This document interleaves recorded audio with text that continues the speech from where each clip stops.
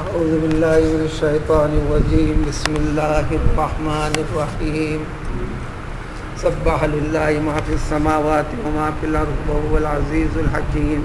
يا أيها الذين آمنوا لم تقولون ما لا تفعلون كبر مقتا عند الله أن تقولوا ما لا تفعلون. سورۃ الصف جو اردو میں معنی ہے صف کے، وہی معنی عربی میں ہے. عربی کا لفظ ہی اردو میں منتقل ہوا جو کا تم،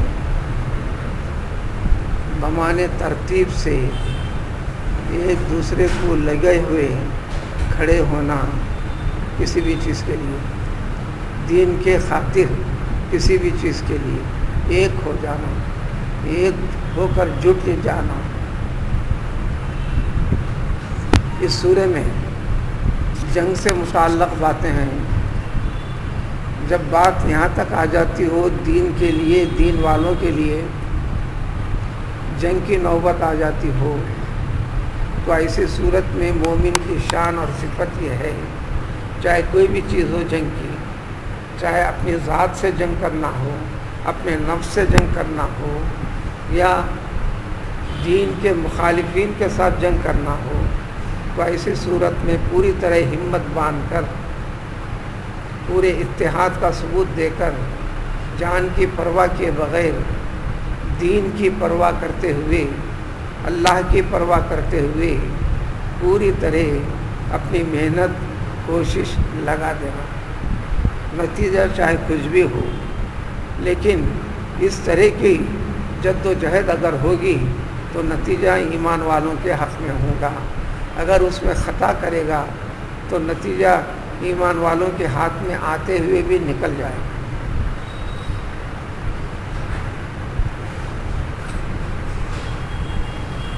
جنگ احد ہو چکی تھی، اس کے بعد سورہ نازل ہوا مدینے میں. جنگ احد کی جو شکل تھی، ابتدائی مرحلے میں جب جنگ شروع ہوئی پوری طرح کامیابی مل گئی مسلمانوں کو، لیکن رسول اکرم صلی اللہ علیہ وسلم نے تاکید فرمائی تھی جنگ کا نتیجہ چاہے کچھ بھی نکلے، ان شرائط کی، ان نصیحتوں کی پابندی کرنا. جب تک تمہیں یہ نہ کہہ دیا جائے اپنی جگہ چھوڑنے کے لیے، اس وقت وہاں سے ہٹنا نہیں، دوسرے کام میں لگنا نہیں. جب فتح ہو گئی، نظر آنے لگا کہ پوری فتح ہو گئی ہے، تو اس پابندی کی خلاف ورزی کرتے ہوئے وہ صحابہ جو میدان جنگ میں محاذ سنبھالے ہوئے تھے، اپنے محاذ کو چھوڑ دیا، ہتھیار کو نیچے ڈال دیا، مال غنیمت کے جمع کرنے میں مشغول و مصروف ہو گئے. نتیجہ یہ نکلا کہ دشمن اس کیفیت کو دیکھ کر راستہ بدل کر آ کر یہ تو بغیر جنگی سامان کے ہو گئے تھے، اچانک تیر اندازی شروع کر دیے اور تلوار بازی شروع ہو گئی. نتیجے میں کوئی 70 مسلمان شہید ہو گئے، بہت سارے زخمی ہو گئے، بہت سارے میدان جنگ چھوڑ کر بھاگ گئے. میدان جنگ چھوڑ کر بھاگنا گناہ کبیرہ میں سے ایک ہے، جو اللہ تعالیٰ کو بہت ناراض کرنے والی چیز ہے. اس کے بعد ایک واقعہ ہوا. وہ واقعہ یہ تھا، صحابہ کی ایک جماعت آپس میں یہ تذکرہ کرنے لگی، کاش اگر ہم کو یہ پتہ چل جائے فلاں کام کرنے سے اللہ تعالیٰ بہت بہت زیادہ راضی ہو جاتے ہیں، اگر ہم کو پتہ چلے تو ہم ضرور وہ کام کریں گے. صحابہ کی جماعت میں یہ گفتگو ہو ہی رہی تھی. اللہ تعالیٰ نے وحی کے ذریعے سے پیغمبر صلی اللہ علیہ وسلم کو سب کچھ بتا دیا اور یہ سورہ بھی نازل فرما. اس کے بعد حضور اکرم صلی اللہ علیہ وسلم ایک ایک کا نام لے کر سامنے بلائے جو اس قسم کا مذاکرہ کر رہے تھے، بحث کر رہے تھے. پھر اس کے بعد یہ پورا کا پورا سورہ جو اللہ تعالیٰ نے نازل فرمایا ہے، ذکر فرما دیا۔ اس میں ایک چیز بتائی دی گئی، تم یہ دعویٰ کر رہے ہو کہ اگر ہم کو پتہ چل جائے اچھے اور بہتر کام کا تو ہم کر دکھائیں گے، ایسے دعوے کرنا چھوڑ دو۔ ہاں دعویٰ طاقت بھی ہے تو دعویٰ مت کرو، اگر دعویٰ کرنا ہے تو انشاءاللہ کہو۔ ہمت ہے، ہمت کی بنیاد کے اوپر زندگی کا کوئی بھی کام ہو، دعویٰ مت کرو میں ایسا کروں گا، ایسا کر رہوں گا، ایسا دعویٰ مت کرو۔ ہمت ہونے کے باوجود بھی حالات ایسے بنا دیے جائیں گے قدرت کی طرف سے کہ تم ہمت ہونے کے باوجود بھی کر نہیں سکو گے۔ لہذا اللہ کی مرضی پر چھوڑو، اللہ کی مرضی کے ساتھ جوڑ کر دعویٰ کرو تو پھر اللہ مدد کرے گا۔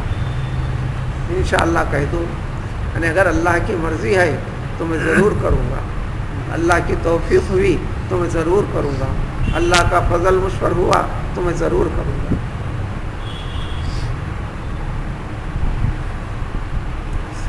ایک چیز، ایک کیفیت یہ بھی بتا کر ڈانٹا گیا، ایسا دعویٰ کرنے والوں، ایک موقع تمہارے ہاتھ آیا تھا جنگ احد کا، تم میدان جنگ چھوڑ کر بھاگ گئے،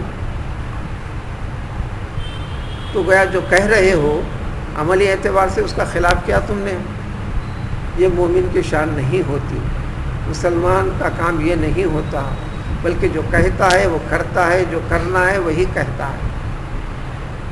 جو کہتا ہے وہ کر نہیں سکتا تو اللہ تعالیٰ کو بہت ناراض کرنے والی چیز ہے، اللہ کا غضب نازل ہو سکتا ہے۔ چنانچہ یہ بھی ذکر کر دیا گیا، اب سننا ہے تو سن لو، سب سے اچھا اور بہتر کام جو اللہ تعالیٰ کو بندے کی جانب سے راضی کرنے والا جو ہوتا ہے وہ اللہ کے خاطر، اللہ کے لیے، اللہ کے راستے میں، اللہ کی رضامندی کے لیے جہاد کرنا، جد و جہد کرنا۔ اور جہاد کرنے کے معقول وجوہات بھی ہیں، ان وجوہات کو بھی ذکر کیا سورہ کے اندر۔ پھر جنگ کے اندر کیا کرنا چاہیے ان کا ذکر کیا۔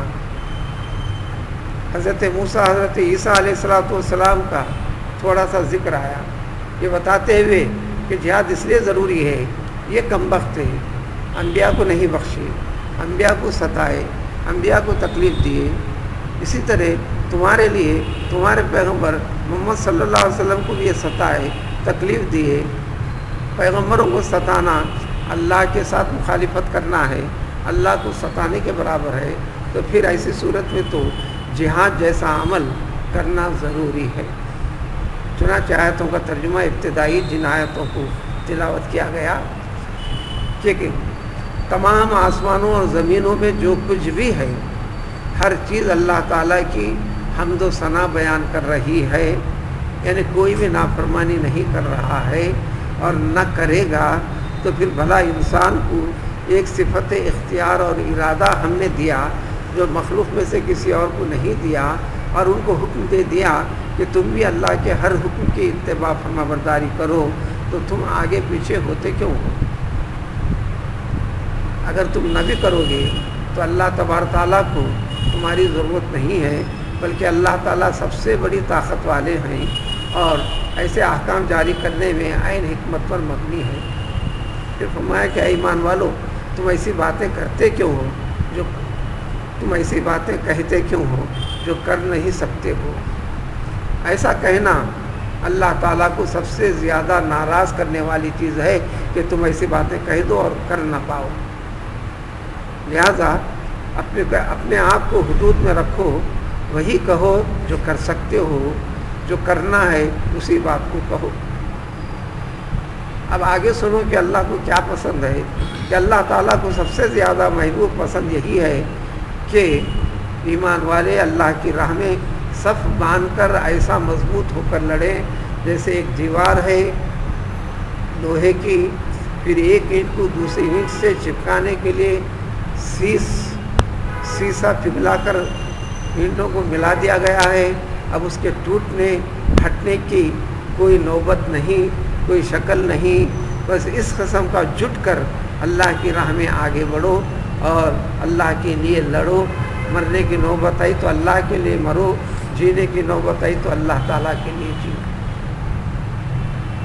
اس کے بعد دلیل اور وجوہات جو معقول ہیں لڑنے کے, جہاد کرنے کے, اللہ کی راہ میں اپنا سب کچھ صرف کرنے لٹا دینے کے, ان وجوہات کو دو واقعات حضرت موسیٰ اور عیسیٰ کے ذکر کے ذریعے سے اگلی آیت میں ذکر کیا جائے.